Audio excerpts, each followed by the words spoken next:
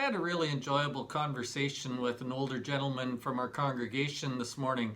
He was reminiscing about his family and about his history and his roots, and he began telling me about his family that used to live in Russia and how one of his uncles came across to Canada and settled in the Niagara region in Ontario. And then his father followed the uncle over, and they settled in that area, and they started raising families, and they learned to run fruit orchards and things like that. And then a few of his cousins moved out west, and they came out toward the Morden and Winkler areas. And then this gentleman moved to Estevan many years ago. He still goes back to the Niagara region once in a while, and he still has connections to all sorts of cousins and second cousins and uncles and aunts and whatever back there. And even in that Morden region, every once in a while he'll go over there and somebody will introduce him to another person and say, "This is your second cousin," and explain how that all happens. He's still finding relatives in these places. That was interesting to me because, as I have mentioned to you before on these videos, I don't know too many of my relatives. I mean, obviously, my immediate family, I'm really close to them, but as soon as you start going cousins and uncles and whatever, especially on my dad's side, I don't know a lot about that side of my family tree. And I don't want to make any people who like doing genealogical studies mad, but I've always sort of laughed at that. I've always sort of thought, who cares? Knowing your family tree doesn't change who you are. Knowing that your relatives came from somewhere specific doesn't make you any different than you are right now, so why bother? Who cares? But I have to admit that as I listened to this gentleman talk about his family and his connections and where people came from and all these people that he knows, I have to admit that I was a little bit jealous of that. I was a little bit jealous of the fact that he does know his history. He does know where his family came from. There's obviously a sense of belonging and place because he knows those things, and it's something that I'm missing because I don't.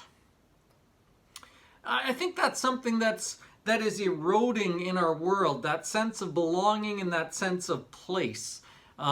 Families are spread all over the world now. You don't live within 3 miles of your parents anymore, right? People grow up and go everywhere. And so we're losing some of those deep family connections. And maybe you're living in a place right now where you feel sort of lonely and sort of cut off, and you really don't know anyone, and you don't know if anyone really cares even. If that's so, I'd like to read a passage of scripture to you from the Psalms. In Psalm 68, David describes God with these words. He says, "He is a father to the fatherless, a defender of widows. God sets the lonely in families, and he leads forth the prisoners with singing." I like the line that says, "God sets the lonely in families."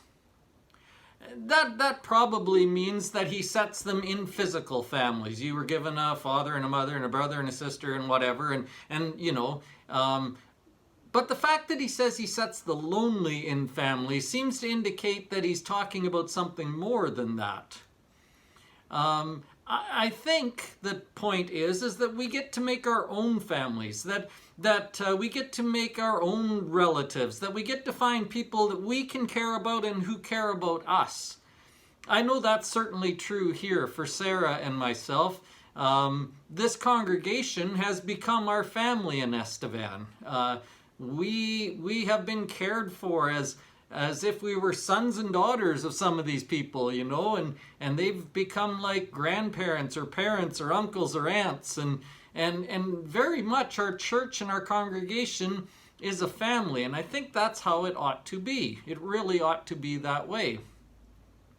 I like the idea that in the past, and I don't know that we need to bring this back, but in the past, people used to call each other brother and sister, you know, Brother Tim or Brother Pippas, you know. I don't think we need to bring back the title of saying Brother Pippas or Sister so-and-so, but we need to keep that feeling. We need to keep that connectedness. We need to keep the reminder that we are bonded together, that we are set in a family. that we are here for one another, and we have roots in a place right here. I hope you are close to your physical family. I hope you have connections and you know that history. That's kind of good. That's really nice if you do. But if you are lonely right now, if you feel like you are sort of on your own, if you need a family, may I remind you that God sets the lonely in families. He calls it the church. And if you are looking for a family and a place to belong and for someone to love you and share with you and be with you and care for you, may I remind you that the church is always here. And you can always become part of this family. You can always be a child of God.